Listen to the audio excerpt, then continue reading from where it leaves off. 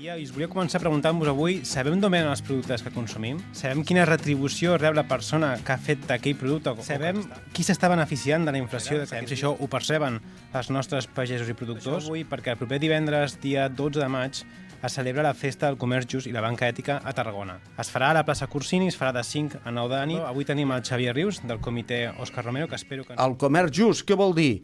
Doncs arriba al productor la part justa que li pertoca i són canals, òbviament, que han d'estar fora de les multinacionals. I aquests altres canals miren les persones en primer lloc.